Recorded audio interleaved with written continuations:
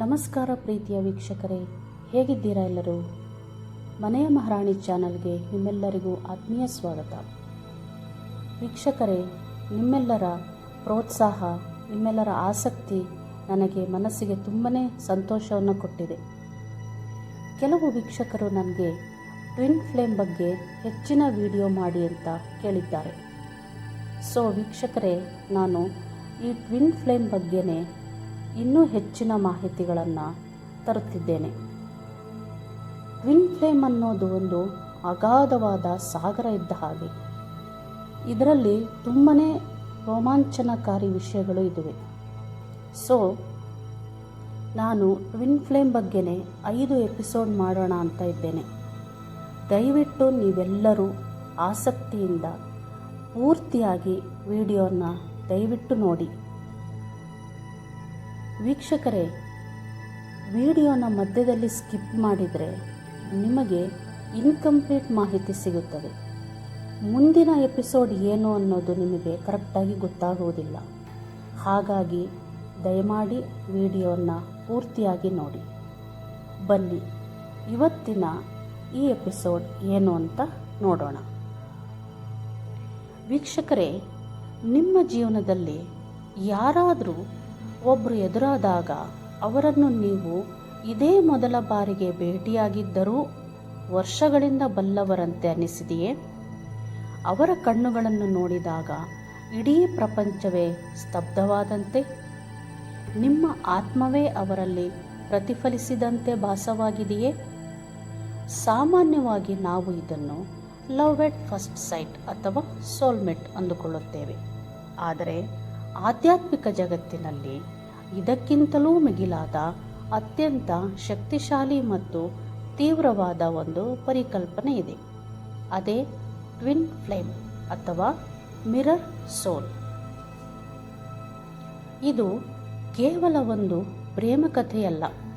ಇದು ನಿಮ್ಮ ಆತ್ಮದ ಇನ್ನೊಂದು ಭಾಗವನ್ನು ಹುಡುಕುವ ಕಠಿಣ ಪ್ರಯಾಣ.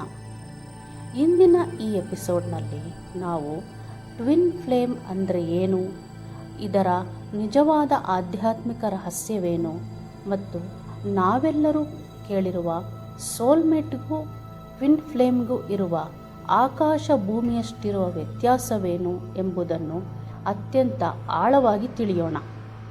ವಿಡಿಯೋವನ್ನು ಕೊನೆಯವರೆಗೂ ನೋಡಿ. ಮೊದಲಿಗೆ ಟ್ವಿನ್ ಫ್ಲೇಮ್ ಅಂದರೆ ಏನು ಅಂತ ಸರಳವಾಗಿ ಅರ್ಥ ಮಾಡಿಕೊಳ್ಳೋಣ.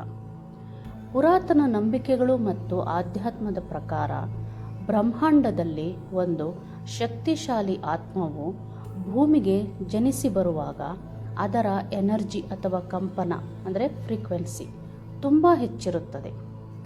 ಆ ತೀವ್ರತೆಯನ್ನು ತಡೆದುಕೊಳ್ಳಲು ಒಂದೇ ದೇಹಕ್ಕೆ ಸಾಧ್ಯವಾಗದಿದ್ದಾಗ ಆ ಒಂದು ಆತ್ಮವು 2 ಭಾಗಗಳಾಗಿ ಸೀಳಲ್ಪಡುತ್ತದೆ.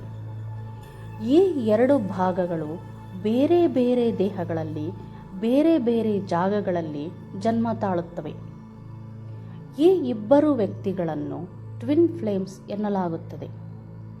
ಇಲ್ಲಿ ನೀವು ಮುಖ್ಯವಾಗಿ ಗಮನಿಸಬೇಕಾದ್ದು ಏನೆಂದರೆ, ನೀವು ಅರ್ಧ ಆತ್ಮ, ಅವರು ಅರ್ಧ ಆತ್ಮ ಅಂತ ಅಲ್ಲ. ನಿಮ್ಮಿಬ್ಬರಲ್ಲೂ ಅದೇ ಒಂದೇ ಆತ್ಮದ ಸಂಪೂರ್ಣ ಗುಣಗಳು ಇರುತ್ತವೆ. ಆದರೆ ಇಬ್ಬರದ್ದು ವಿರುದ್ಧ ಧ್ರುವಗಳು. ಅಂದರೆ ಒಬ್ಬರು ದೈವಿಕ ಪುರುಷತ್ವ ಶಕ್ತಿಯಾಗಿದ್ದರೆ ಅಂದರೆ ಡಿವೈನ್ ಮಸ್ಕ್ಯುಲೈನ್, ಇನ್ನೊಬ್ಬರು ದೈವಿಕ ಸ್ತ್ರೀತತ್ವ ಅಂದರೆ ಡಿವೈನ್ ಫೆಮಿನೈನ್ ಶಕ್ತಿಯಾಗಿರುತ್ತಾರೆ. ಟ್ವಿನ್ ಫ್ಲೇಮ್ ಸಂಬಂಧವನ್ನು ಮಿರರ್ ಸೋಲ್ ಅಂತ ಏಕೆ ಕರೀತಾರೆ ಗೊತ್ತಾ? ಒಂದು ಉದಾಹರಣೆ ಹೇಳ್ತೇನೆ. ನಿಮ್ಮ ಮುಖದ ಮೇಲೆ ಎಲ್ಲೋ ಒಂದು ಕಡೆ ಕಲೆಯಾಗಿರುತ್ತದೆ ಎಂದುಕೊಳ್ಳಿ, ಅಥವಾ ಧೂಳು ಕೂತಿರುತ್ತದೆ ಎಂದುಕೊಳ್ಳಿ. ನೀವು ಕನ್ನಡಿಯ ಮುಂದೆ ನಿಲ್ಲುವವರೆಗೂ ಆ ಕಲೆ ನಿಮಗೆ ಕಾಣಿಸುವುದಿಲ್ಲ. ನೀವು ಯಾವಾಗ ಕನ್ನಡಿಯನ್ನು ನೋಡುತ್ತೀರೋ ಆಗ ನಿಮಗೆ ಆ ಕಲೆ ಕಾಣಿಸುತ್ತದೆ. ಆಗ ನಿಮಗೆ ಆ ಕಲೆ ನೋಡುತ್ತಿದ್ದಂತೆ ಅಸಹ್ಯ ಮೂಡಿಸಬಹುದು ಅಥವಾ ಕೋಪ ಬರಬಹುದು. ಆದರೆ ತಪ್ಪು ಕನ್ನಡಿಯದಲ್ಲ. ಕನ್ನಡಿ ಕೇವಲ ನಿಮ್ಮಲ್ಲಿರುವ ಸತ್ಯವನ್ನು ನಿಮಗೆ ತೋರಿಸಿದೆ ಅಷ್ಟೆ. ನಿಮ್ಮ ಟ್ವಿನ್ ಫ್ಲೇಮ್ ಕೂಡ ನಿಖರವಾಗಿ ಇದನ್ನೇ ಮಾಡುತ್ತಾರೆ. ಅವರು ನಿಮ್ಮ ಜೀವನಕ್ಕೆ ಬಂದಾಗ ಕೇವಲ ಪ್ರೀತಿಯನ್ನು ಮಾತ್ರ ತರುವುದಿಲ್ಲ, ಬದಲಿಗೆ ನಿಮ್ಮೊಳಗಿರುವ ಕತ್ತಲೆಯನ್ನು, ನಿಮ್ಮ ಇನ್ಸೆಕ್ಯುರಿಟಿಗಳನ್ನು, ನಿಮ್ಮ ಹಳೆಯ ನೋವುಗಳನ್ನು, ನೀವು ಜಗತ್ತಿನಿಂದ ಮುಚ್ಚಿಟ್ಟಿರುವ ನಿಮ್ಮದೇ ವೀಕ್ನೆಸ್ಗಳನ್ನು ನಿಮ್ಮ ಕಣ್ಣೆದುರು ತಂದು ನಿಲ್ಲಿಸುತ್ತಾರೆ. ಇದು ದೇಹದಾಚೆಗಿನ ಆತ್ಮಗಳ ನಡುವಿನ ಸೆಳೆತ. ಫಾರ್ ಎಕ್ಸಾಂಪಲ್, ನಿಮಗೆ ಬಾಲ್ಯದಲ್ಲಿ ಯಾರೋ ದ್ರೋಹ ಮಾಡಿರುತ್ತಾರೆ ಅಂದ್ಕೊಳ್ಳಿ. ಆಗ ನಿಮಗೆ ನನ್ನನ್ನು ಯಾರೂ ಪ್ರೀತಿಸೋದಿಲ್ಲ ಅನ್ನೋ ಒಂದು ಆಳವಾದ ಭಯ ನಿಮ್ಮೊಳಗೆ ಅಡಗಿರುತ್ತದೆ. ನಿಮ್ಮ ಟ್ವಿನ್ ಫ್ಲೇಮ್ ನಿಮ್ಮ ಜೀವನಕ್ಕೆ ಬಂದಾಗ ಅವರ ಕೆಲವು ನಡವಳಿಕೆಗಳು ನಿಮ್ಮ ಆ ಹಳೆಯ ಭಯವನ್ನು ಕೆಣಕುತ್ತವೆ. ಅವರು ನಿಮಗೆ ನೋವು ಕೊಡಬೇಕು ಅಂತ ಹಾಗೆ ಮಾಡಿರುವುದಿಲ್ಲ, ಬದಲಿಗೆ ನಿಮ್ಮೊಳಗೆ ಹೂತು ಹೋಗಿರುವ ಆ ಹಳೆಯ ಗಾಯವನ್ನು ಹೊರಗೆ ತೆಗೆದು ಅದನ್ನು ಹೀಲ್ ಮಾಡಿಕೊಳ್ಳಿ ಎಂದು ನೆನಪಿಸಲು ಬ್ರಹ್ಮಾಂಡ ಅವರನ್ನು ನಿಮ್ಮ ಮುಂದೆ ನಿಲ್ಲಿಸಿರುತ್ತದೆ. ಅದಕ್ಕೆ ಈ ಸಂಬಂಧ ಆರಂಭದಲ್ಲಿ ನೋವಿನಿಂದಲೂ ಮತ್ತು ಗೊಂದಲದಿಂದಲೂ ಕೂಡಿರುತ್ತದೆ. ಇಲ್ಲಿ ಪ್ರತಿಯೊಬ್ಬರಿಗೂ ಬರುವ ದೊಡ್ಡ ಗೊಂದಲ ಎಂದರೆ, ಹಾಗಾದರೆ ಸೋಲ್ಮೇಟ್ ಯಾರು? ಟ್ವಿನ್ ಫ್ಲೇಮ್ಗೂ ಸೋಲ್ಮೇಟ್ಗೂ ಏನು ವ್ಯತ್ಯಾಸ? ಬನ್ನಿ ವೀಕ್ಷಕರೇ, ಇವೆರಡರ ನಡುವಿನ ಪ್ರಮುಖ ವ್ಯತ್ಯಾಸಗಳನ್ನು ತಿಳಿಯೋಣ. ಸೋಲ್ಮೇಟ್ಗಳು ನಿಮ್ಮದೇ ಆತ್ಮದ ಭಾಗವಲ್ಲ. ಇವರು ನಿಮ್ಮದೇ ತರಹದ ಆಲೋಚನೆ, ಕಂಪನ ಹೊಂದಿರುವ ಬೇರೆ ಒಂದು ಆತ್ಮ. ನಿಮ್ಮ ಜೀವನದಲ್ಲಿ ಅಮ್ಮನಾಗಿ, ಸ್ನೇಹಿತರಾಗಿ, ಲವರ್ ಆಗಿ, ಗುರುಗಳಾಗಿ ಅಥವಾ ಮಕ್ಕಳಾಗಿ ಹಲವು ಸೋಲ್ಮೇಟ್ಗಳು ಇರಬಹುದು. ಸೋಲ್ಮೇಟ್ ಸಂಬಂಧಗಳು ಹೇಗೆ ಎಂದರೆ, ತುಂಬ ಶಾಂತಿಯುತವಾಗಿ, ಆರಾಮದಾಯಕವಾಗಿ ಮತ್ತು ಬೆಂಬಲ ಸಹಿತವಾಗಿ ಇರುತ್ತದೆ. ಅವರು ನಿಮ್ಮನ್ನು ಹೇಗಿದ್ದೀರೋ ಹಾಗೆ ಒಪ್ಪಿಕೊಳ್ಳುತ್ತಾರೆ. ಅಲ್ಲಿ ಯಾವುದೇ ಚಂಡಮಾರುತ ಇರುವುದಿಲ್ಲ, ಅದು ತಣ್ಣನೆಯ ಗಾಳಿ ಇದ್ದಂತೆ. ಟ್ವಿನ್ ಫ್ಲೇಮ್ನಲ್ಲಿ ಸ್ವಭಾವ ಹೇಗಿರುತ್ತೆ ಅಂದರೆ ಸಂಬಂಧ ಹೇಗಿರುತ್ತೆ ಅಂದರೆ, ಇದು ಚಂಡಮಾರುತದಂತೆ, ಜ್ವಾಲಾಮುಖಿಯಂತೆ ತೀವ್ರವಾಗಿರುತ್ತದೆ. ಇಲ್ಲಿ ಅತಿಯಾದ ಪ್ರೀತಿಯೂ ಇರುತ್ತದೆ, ಅಷ್ಟೇ ಮಟ್ಟದ ಮಾನಸಿಕ ಸಂಘರ್ಷವೂ ಇರುತ್ತದೆ. ಇದು ನಿಮ್ಮನ್ನು ಕಂಫರ್ಟ್ ಝೋನಿನಿಂದ ಹೊರದೂಡುತ್ತದೆ. ಸೋಲ್ಮೇಟಿನ ಮುಖ್ಯ ಉದ್ದೇಶ ಅಂದರೆ, ಸೋಲ್ಮೇಟ್ಸ್ ಇರ್ತಾರಲ್ಲ, ಅವರ ಮುಖ್ಯ ಉದ್ದೇಶ ಏನು ಅಂದರೆ, ನಿಮ್ಮ ಜೀವನದ ಪಯಣದಲ್ಲಿ ನಿಮಗೆ ಜೊತೆಯಾಗಿ ಬೆಂಬಲವಾಗಿ ನಿಲ್ಲುವುದು ಮತ್ತು ನಿಮಗೆ ಸಂತೋಷ ನೀಡುವುದು ಅವರ ಉದ್ದೇಶ. ಆದರೆ ಟ್ವಿನ್ ಫ್ಲೇಮ್ ಇರ್ತಾರಲ್ಲ, ಅವರ ಉದ್ದೇಶ ಏನು ಗೊತ್ತೇ? ನಿಮ್ಮ ಹಳೆಯ ಅಹಂಕಾರವನ್ನು ನಾಶ ಮಾಡಿ ನಿಮ್ಮನ್ನು ಆಧ್ಯಾತ್ಮಿಕವಾಗಿ ಜಾಗೃತಗೊಳಿಸುವುದು, ಅಂದರೆ ಸ್ಪಿರಿಚುವಲ್ ಅವೇಕನಿಂಗ್.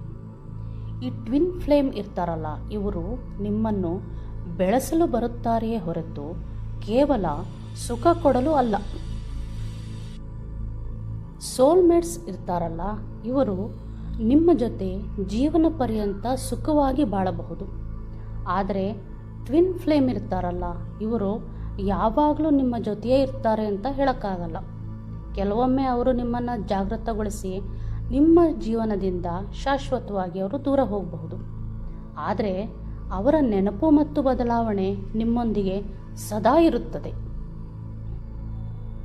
ಸೊ ಪ್ರೀತಿಯ ವೀಕ್ಷಕರೇ, ಇವತ್ತಿನ ಎಪಿಸೋಡ್ನಲ್ಲಿ ನಾವು ಟ್ವಿನ್ ಫ್ಲೇಮ್ ಅಂದರೆ ಕೇವಲ ರೊಮ್ಯಾಂಟಿಕ್ ಸಿನಿಮಾ ಕಥೆಯಲ್ಲ, ಅದು ನಮ್ಮ ಆತ್ಮದ ಕನ್ನಡಿ ಅನ್ನೋದನ್ನು ತಿಳಿದುಕೊಂಡ್ವಿ. ಆದರೆ ಕತೆ ಇಲ್ಲಿಗೆ ಮುಗಿಯೋದಿಲ್ಲ.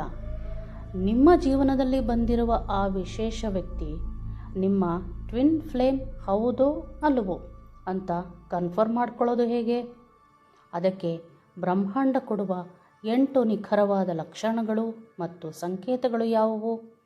ಇದನ್ನು ನಾವು ಮುಂದಿನ ಎಪಿಸೋಡ್ನಲ್ಲಿ ಅತ್ಯಂತ ರೋಮಾಂಚಕ ಉದಾಹರಣೆಗಳೊಂದಿಗೆ ತಿಳಿಯಲಿದ್ದೇವೆ. ಫ್ರೆಂಡ್ಸ್, ಅಲ್ಲಿಯವರೆಗೆ ನೀವು ಯೋಚನೆ ಮಾಡಿ, ನಿಮ್ಮ ಜೀವನದಲ್ಲಿ ಇರುವರು ನಿಮ್ಮನ್ನು ಕಂಫರ್ಟಾಗಿ ಇಟ್ಟಿದ್ದಾರಾ, ಅಂದರೆ ಸೋಲ್ಮೇಟ್ಸಾ, ಅಥವಾ ನಿಮ್ಮನ್ನು ಸಂಪೂರ್ಣವಾಗಿ ಬದಲಾಯಿಸುತ್ತಿದ್ದಾರಾ ಅಂದರೆ ಟ್ವಿನ್ ಫ್ಲೇಮಾ? ನಿಮ್ಮ ಅನಿಸಿಕೆಗಳನ್ನು ತಪ್ಪದೆ ಕೆಳಗೆ ಕಮೆಂಟ್ ಬಾಕ್ಸ್ನಲ್ಲಿ ತಿಳಿಸಿ.